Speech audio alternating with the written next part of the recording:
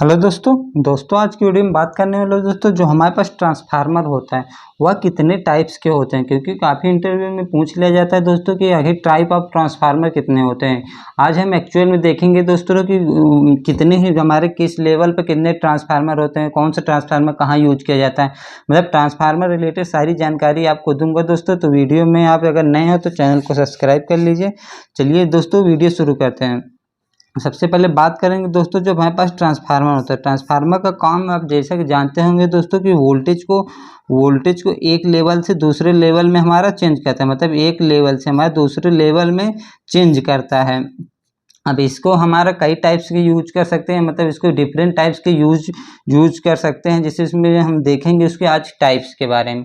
सबसे पहले अगर बात करें हमारे टाइप्स के बारे में देखें तो टाइप्स में सबसे पहले देखें तो बेस्ड ऑन वोल्टेज लेवल, मतलब वोल्टेज लेवल पे हमारा कौन कौन से ट्रांसफार्मर होते हैं, कौन कौन से उसका डिवाइडेशन होता है। जैसा कि जानते हैं दोस्तों जो ट्रांसफार्मर का वोल्टेज लेवल होता है उसमें ये रहता है दोस्तों, जो उसमें जैसे कि जानते हैं दोस्तों ट्रांसफार्मर हमारा प्राइमरी वाइंडिंग होता है तथा एक हमारा सेकेंडरी वाइंडिंग होता है।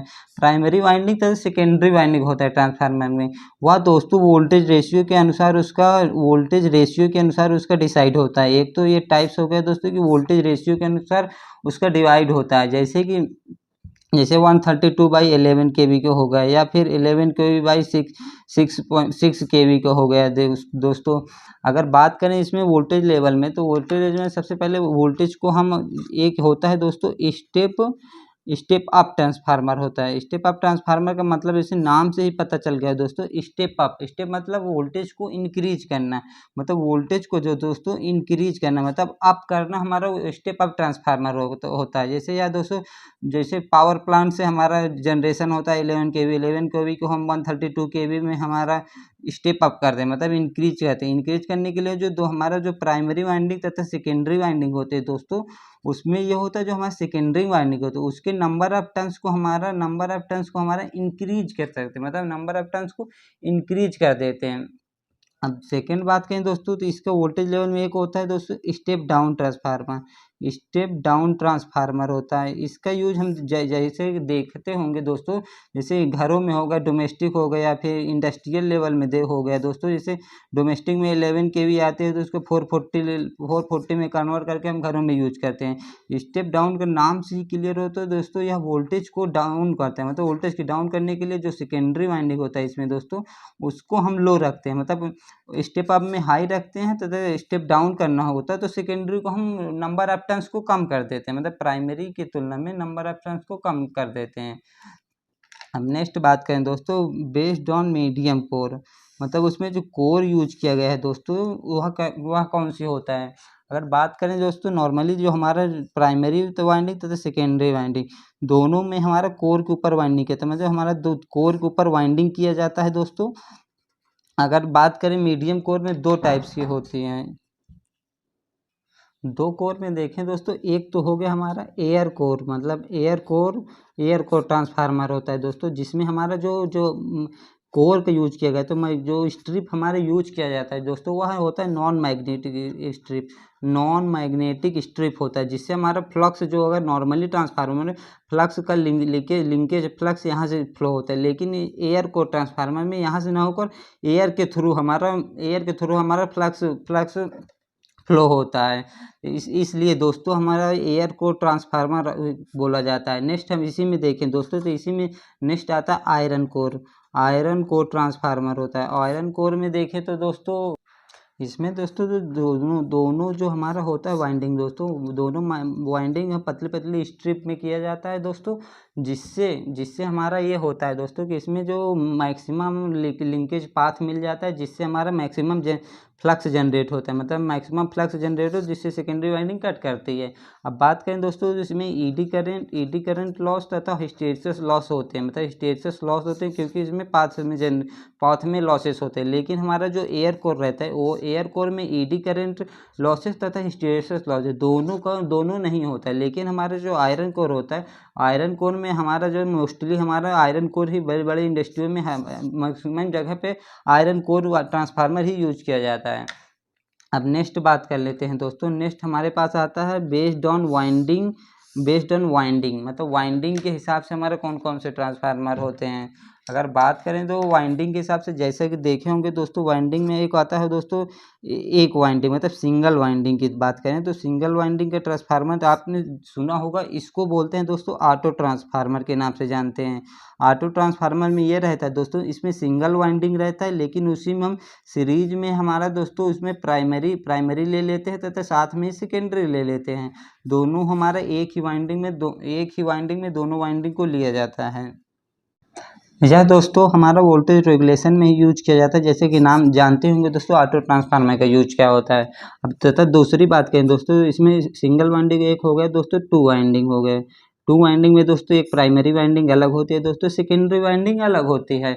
इसमें नॉर्मली जो ट्रांसफार्मर हमने देखते हैं दोस्तों, वह हमारा टू वाइंडिंग रहता है। टू वाइंडिंग में एक साइड प्राइमरी वाइंडिंग होता है, दूसरे साइड सेकेंडरी वाइंडिंग होता है। इसका मैक्सिमम यूज हर जगह हमारा किया जाता है। लेकिन इसमें बात करें दोस्तों तो यह हमारा इलेक्ट्रिकली आइसोलेट रहता है, क्योंकि इसमें इलेक्ट्रिकली आइसोलेट रहता है, कहीं भी कनेक्ट नहीं रहता है। लेकिन हमारा जो मैग्नेटिकली होता है दोस्तों, मैग्नेटिकली आपस में कपल्ड होता है। लेकिन हमारा जो ऑटो ट्रांसफार्मर होता है दोस्तों, वह इलेक्ट्रिकली तथा मैग्नेटिकली दोनों तरह से हमारा कपल होते हैं, क्योंकि एक ही वाइंडिंग में किया जाता है। अब नेक्स्ट बात कर लेते हैं दोस्तों, यूजेस के अनुसार हमारा कौन कौन से होता है।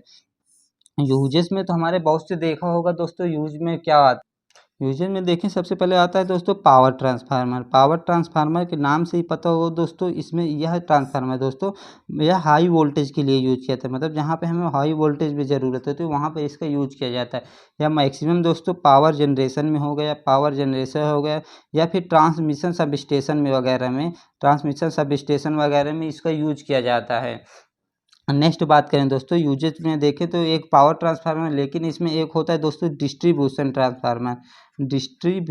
ट्रांसफार्मर। यह दोस्तों हमारे 33 केवी से लो वोल्टेज पे इसका यूज किया जाता है, तथा इसमें दोस्तों यह डोमेस्टिक वर्क के लिए मैक्सिमम यूज किया जाता है। डोमेस्टिक वर्क के लिए यूज किया जाता है, जैसे हमारा 440 वोल्टेज हो गया, 220 वोल्टेज हो गया, गाँव वगैरह में भी या फिर विलेज में, अर्बन एरिया में हमें इसका यूज किया जाता है।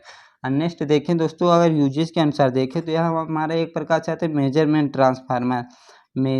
ट्रांसफार्मर का यूज हम दोस्तों मेजरमेंट करने के लिए किया जाता है। जैसे कि हमारा मेजरमेंट में दो टाइप्स के ट्रांसफार्मर है, एक तो आ गया दोस्तों पोटेंशियल ट्रांसफार्मर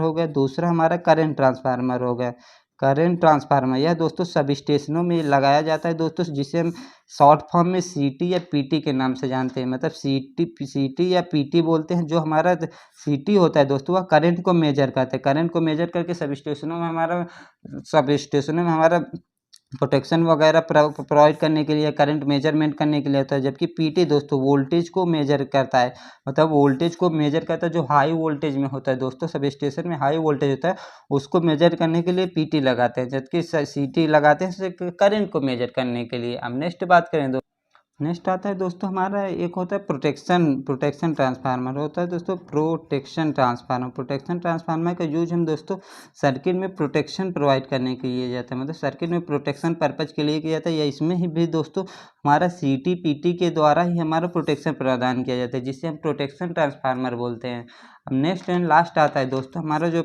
लास्ट आता है दोस्तों 5th नंबर पे हम जिसे बोल सकते हैं बेस्ड ऑन फेजेज मतलब दोस्तों कितनी फेज का ट्रांसफार्मर होता है। जैसा कि जानते हैं दोस्तों, एक तो आता है हमारा जैसे 3 फेज का ट्रांसफार्मर हो गया दोस्तों, 3 फेज का ट्रांसफार्मर हो गया, या फिर सिंगल फेज का ट्रांसफार्मर। सिंगल फेज में दोस्तों फेज तथा न्यूट्रल होता है, 3 फेज में RYB। इसमें भी दोस्तों स्टार कनेक्शन है या फिर डेल्टा कनेक्शन, मतलब जैसी हमारी रिक्वायरमेंट होती है दोस्तों, उसी के अनुसार हमारा स्टार डेल्टा वगैरह कनेक्शन करके हम इसको ट्रांसफार्मर का यूज किया जाता है, जिसमें 2 टाइप्स के आते हैं। नेक्स्ट बात कर लेते हैं दोस्तों, नेक्स्ट हमारा आता है दोस्तों बेस्ड ऑन कूलिंग, मतलब कूलिंग के अनुसार भी हमारा ट्रांसफार्मर का डिवाइडेशन होता है। अगर कूलिंग के अनुसार बात करें दोस्तों, तो इसमें 2 टाइप्स के आता है, एक होता है दोस्तों ड्राई टाइप का आता है, दूसरा होता है दोस्तों हमारा oil type transformer. Maximum cases में आपने देखा होगा तो जो ड्राई टाइप के ट्रांसफार्मर तो उसमें कूलिंग वाइंडिंगों के बीच में हमारा ऑयल को नहीं फिल किया जाता है, जबकि उसमें ड्राई रहता है, एयर कूलिंग के द्वारा होता है। जबकि हमारा ऑयल टाइप के जो ट्रांसफार्मर होगा, ऑयल ट्रांसफार्मर हाई वोल्टेज में इसका यूज किया जाता है, हाई वोल्टेज में यूज किया जाता है। इसमें कूलिंग पर्पज के लिए बेस्ट माना जाता है, क्योंकि ऑयल से हमारे कूलिंग भी प्रदान करता है तथा आइसोलेशन भी प्रदान करता है, वाइंडिंगों के बीच में हमारा आइसोलेशन भी प्रदान किया, इसलिए ऑयल टाइप ट्रांसफार्मर ज़्यादा बेस्ट पर्पज की बेस्ट यूज माना जाता है। इस तरह हमने देख लिया दोस्तों ट्रांसफार्मर के कितने टाइप्स होते हैं तथा उनका यूज क्या आता है। अगर आपको वीडियो पसंद आए दोस्तों तो चैनल को सब्सक्राइब कर लीजिए। मिलते हैं इसी नेक्स्ट वीडियो में। Thank you.